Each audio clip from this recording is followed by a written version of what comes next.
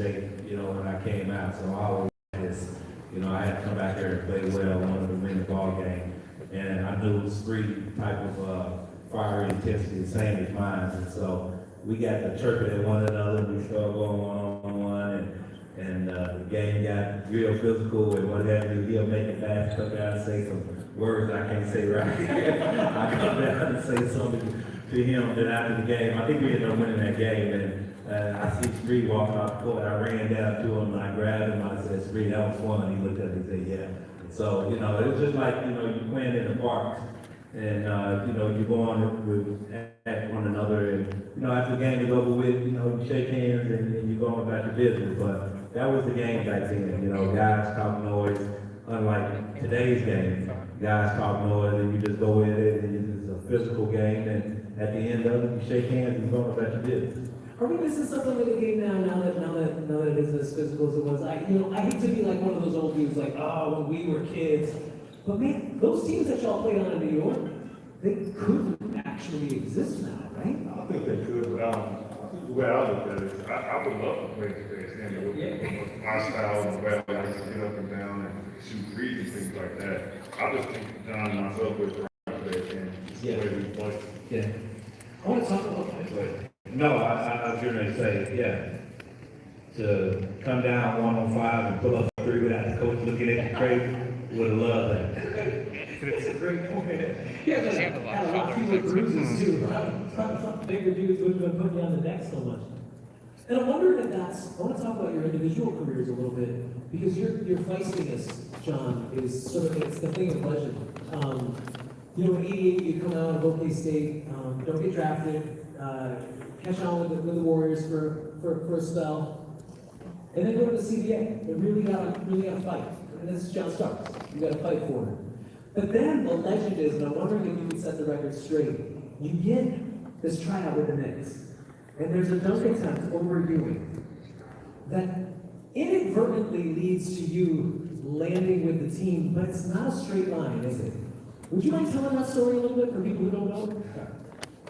Well, this is the 90-91 season when I came back up into the league, and the great Dick McGraw, excuse me, that's his brother, but Dick McGraw, who saw me playing in the World Basketball League, and so he gave me a chance to come in and try out, and I ended up trying out for the Knicks, and throughout veteran camp, I was having a great veteran camp, and it came down to the last day. I wasn't sure if they was going to be able to keep me or not because the roster and my position was pretty full. And so I said, you know what, I'm going to make it tough on them. So I'm going to come into this practice and treat it if it was a playoff game. And I came in, I didn't miss a shot, you know. Then there was one particular play, I was coming down, I think where to go. And so I stole the ball, and I was coming down on this side of the court, and Patrick Ewing was chasing me. And I said, it got into my mind that, you know what, I'm getting ready to jump on Patrick Ewing and let these guys know I wanted to be here. So I went up to go dunk on him and forgot that he's 7 foot to jump. He ended up catching my dunk. I came down to twist my knee, and he thought he had torn my knee up. I did too. And so they had to put me on injury reserve. And so I didn't realize once they put you on injury reserve, they couldn't cut you. So they put me on injury reserve, and Patrick, I always say to this day, he's my safety. Yeah. So that's how I stuck around with the Knicks until I was able to come off of injury reserve. My first game, when I came off injury reserve, was against Michael Jordan. Yeah. That is, what an Aussie. Yeah, What an no, absolute right. Aussie. That might be the only time you were ever blocked and thankful for being stuck. Exactly. Yeah, absolutely. Spree, your story is a little bit different. You know, you played at community college in Missouri, go to Alabama where you team up with Robert Horry, and then drafted in the first round by the Warriors. I'm wondering, walking into that locker room with Nelly, with Hardaway, with Mullen, with Marshall Monis, how does a young Latrell Sprewell handle that moment of just walking in and thinking like, okay, I'm here, but also I got work to do now? Oh, well, you're definitely nervous. I think the one thing I had, one of my favorites was Marshall Lynch got hurt that year. He broke his hand, so they brought myself and Jeff Guerrero in and they needed somebody at the 2 position to play. So it was really a competition between him and myself. So I'm thinking, this is my opportunity to really get a starting job in the NBA. So I'm like, so him and I mean, he's thinking, man, this young guy, he's a rookie, he's good, he had played for 4 years or so. Well, he had been around that, and I think going into the season, most people thought he was going to be started. But I just really had a good camp, and Nelly loved me, and things were looking good. So I just played as hard as I could, and I was able to win, started up there. What was it like for you? He's been nice, he dogged him out, we still ain't calling him. I was it's tough, man. He's a tough guy. He's a big guy, like, he's a lot stronger than me, obviously. I was just coming out of college. So I played against Jeff, I played against Jeff in college, yeah. No, this man right here is just incredible. So I already know, I don't have to even see it. I already didn't even have to even see what happened. I already tell you what happened. well, I heard the spot, I'll put that You find out on basketballreference.com to find out how it turned out. In terms of Nelly, Coach Nelson, and I just named a bunch of Hall of Famers in that team.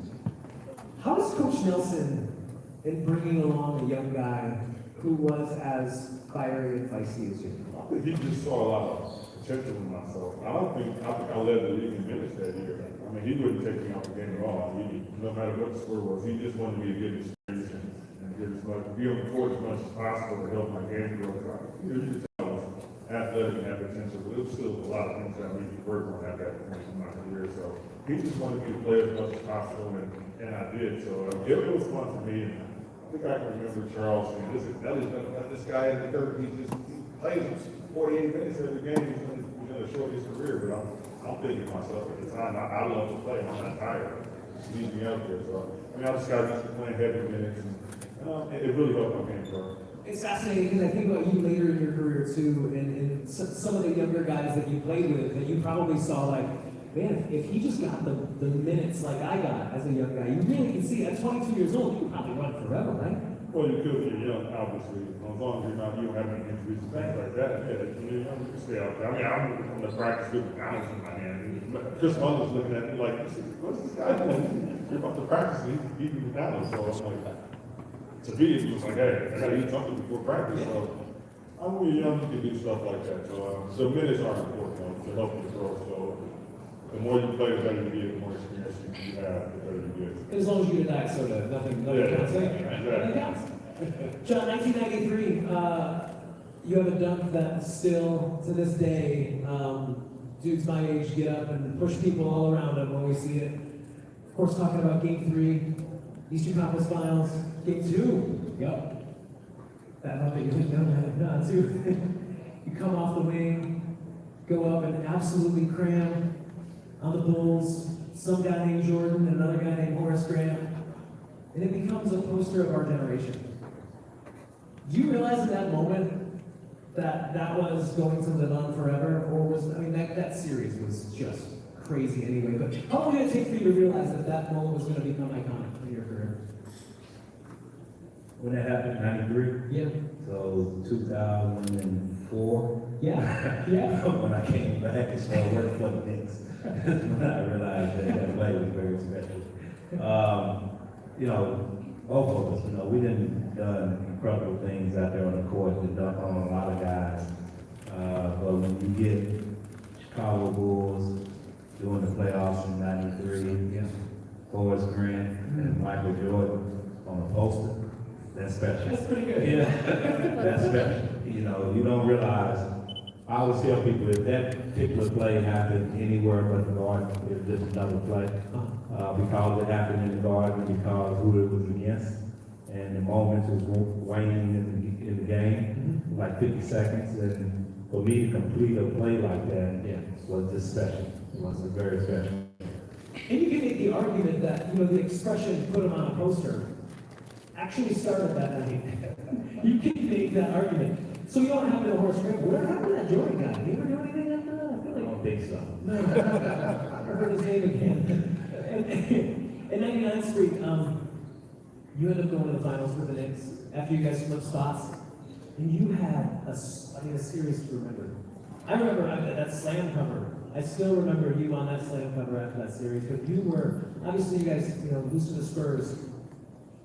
In that moment, when you're just balling out in the NBA Finals, is that the most fun, easiest time in your life, or is that the hardest time because you realize it's happening on the biggest stage? I think it's a little bit of both. You're having fun because as a kid, you always dream about playing in those moments. You out in the park, you're in the park practicing, like, Yeah. hey, I'm gonna find this game-winning shot. You know, so that's things you think about as a kid. But at the same time, it's 10 nothing. It's opposites. Yeah. You're going against, you know, the second best team in the league or the first best team in the league at that year. So it was a little of both. I mean, but competing in that moment is so special, and to be able to do it at the Garden, I can't even put it into words. I think about some of the other teams that you played for later on in your career, like that Minnesota team with a young Kevin Garnett and Sam Cassell. You guys were the highest scoring team in the league that year. And just that offense and how that was, I mean, the third big three that you were really a part of. How does that one compare? Yeah, I mean, it's hard to really say. Both teams I had a lot of fun on. Yeah. But playing with KG, his intensity is kind of like mine and John. Sam is more, you know, he's more chill, a leader. But I mean, we all got along. The camaraderie was great for that team. And Flip, obviously, you know, one of the better coaches in the league. I love playing for him. He was really like a player's coach. But he made it fun for all the guys that were there. And we just clicked. I think it took maybe 10 games to really get going. But I mean, once we hit our stride, I mean, we knew we were good.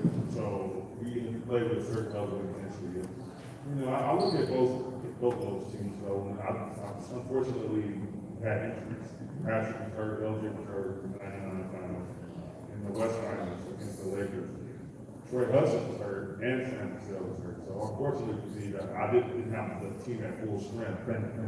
So that was the disappointment about those two seasons. I feel like we had been 100% that we probably could have won the finals in both of those years. I would agree.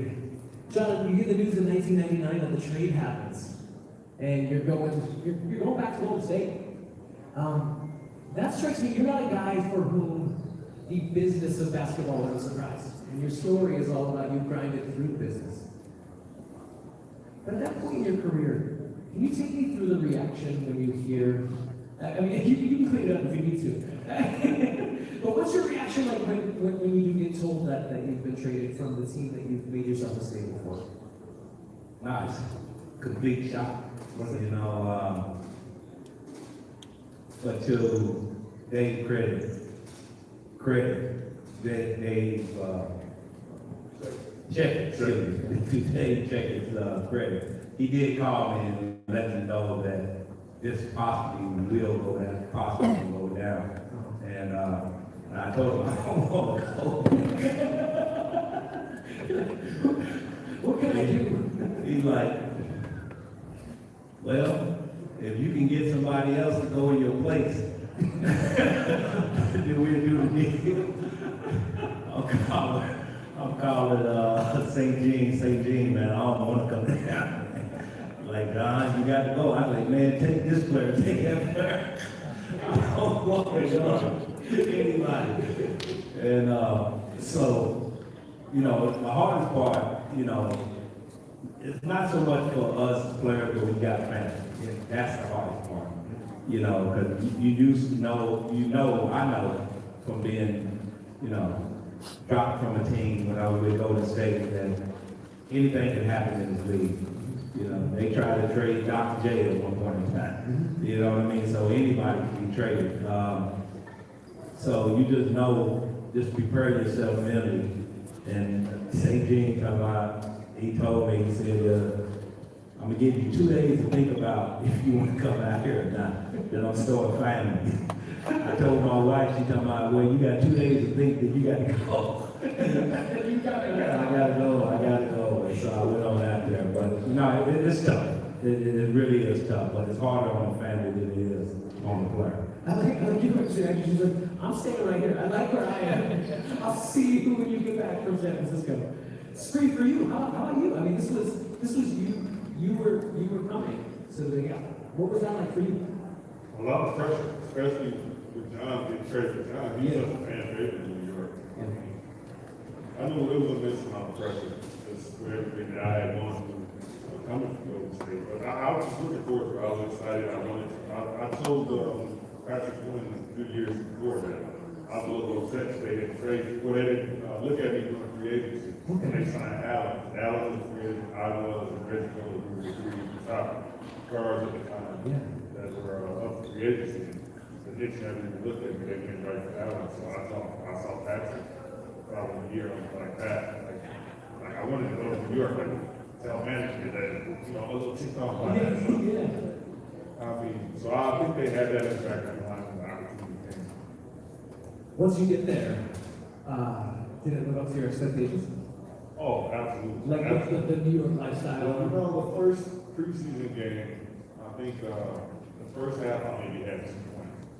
And then, you know, I'm nervous, I'm just, you know, trying to find my niche with the team. And then the second half, and I was just scoring high. I think I ran off maybe 25 points in however many minutes. And, you know, the crowd going crazy in the garden. Jeff pulls me out the game. I guess, you know, everybody's cheering for me. And, you know, I'm just looking around like, yeah, this is home.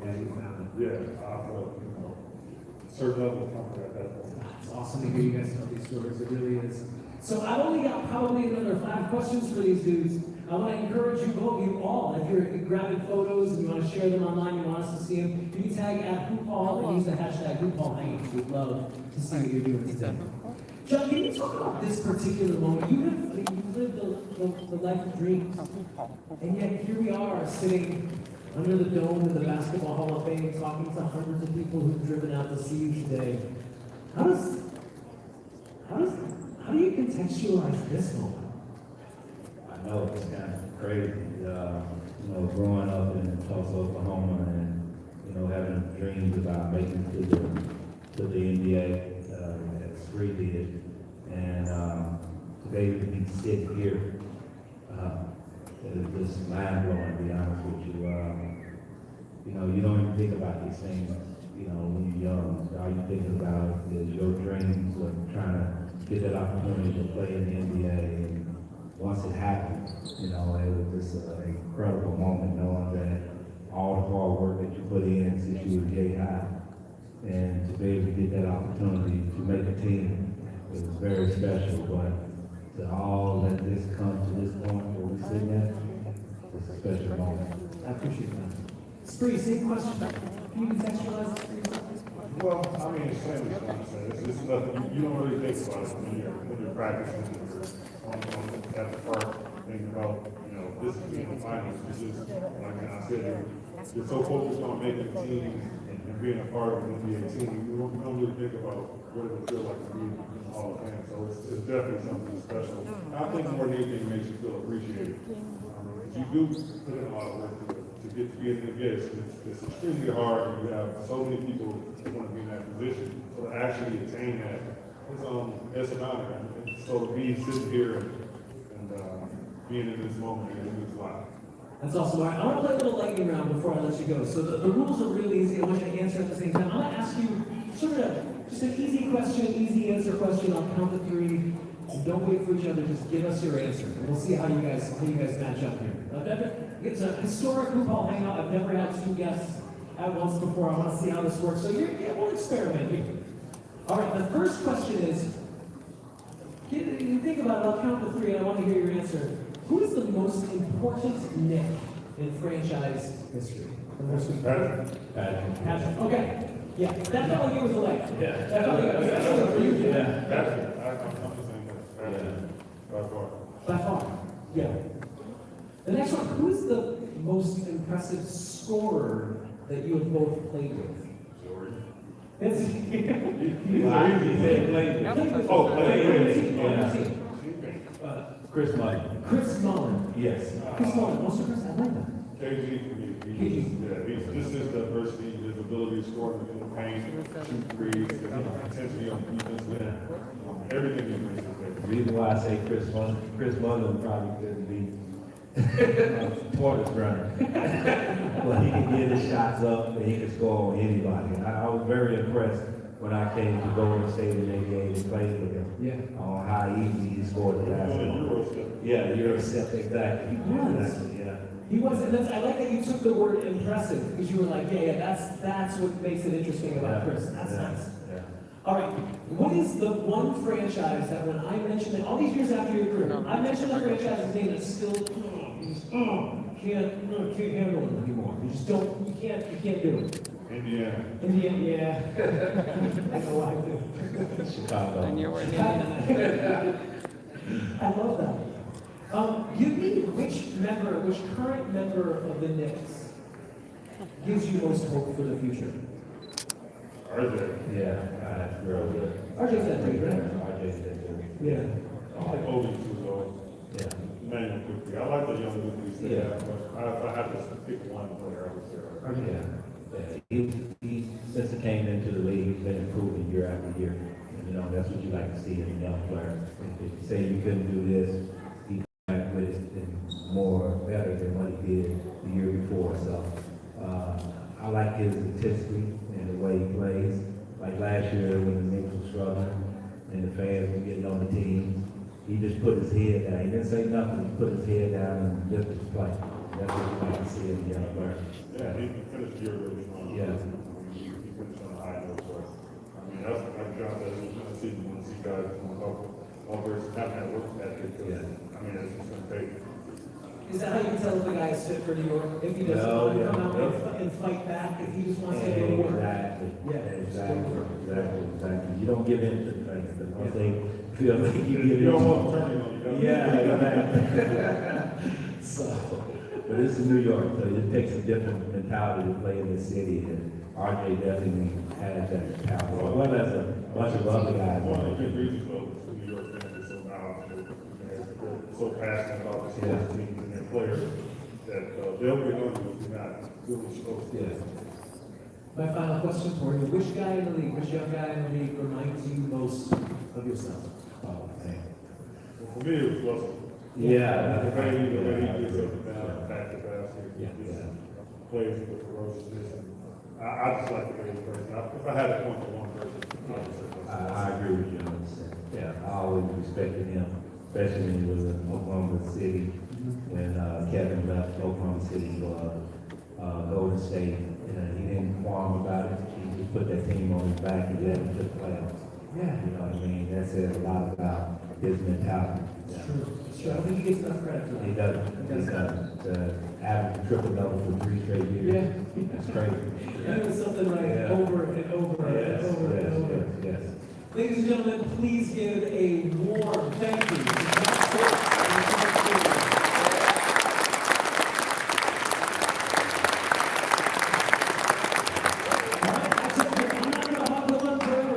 Our new best friends are heading over to the other guy, take over there. So I'm going to call you in line. So follow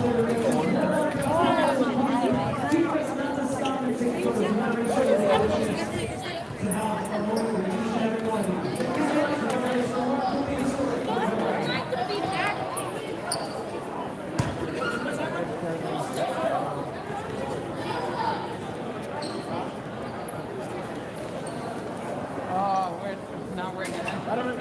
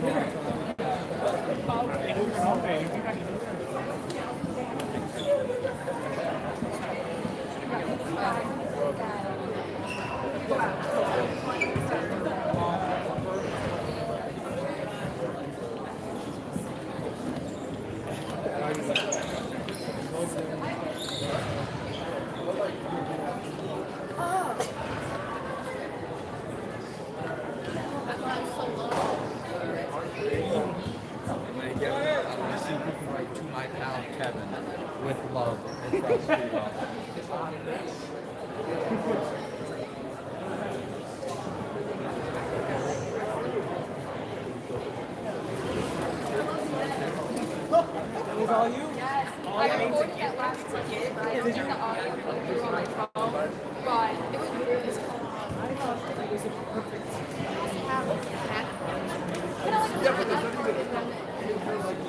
You, I'm so happy to share that. We have a nice little Yeah, but even then,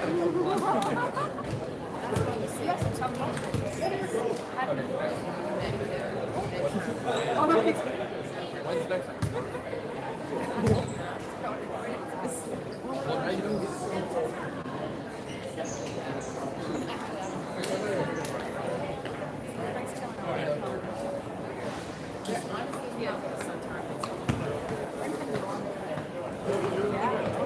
What time did you start here? You know what year? 18? No, you started here way before 18. Oh, I'm sorry. I started here in 2017. We started early. Frank's like, it was before. It was before. It started a little while. You've been here at least 7 years, I think. I think so. 7 years. Yeah, That's way I'm before coming up on 18. like 5. Yeah.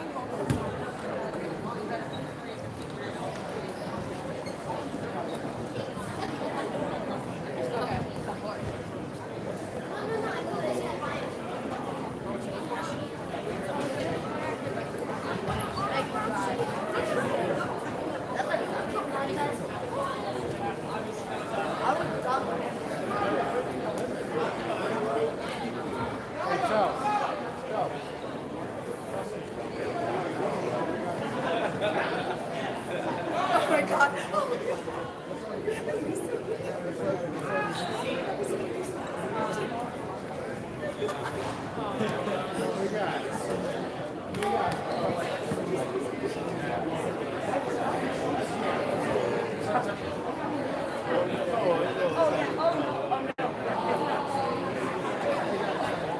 Okay. All I see is Andrew going like, I'm like, Andrew, don't. You guys and I was like, Andrew, you don't need to think that he's I'm far away.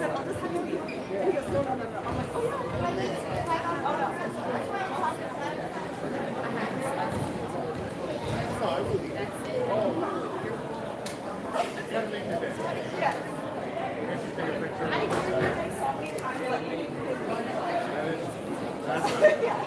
No, he's like, yeah. He's not denying. No, he's not.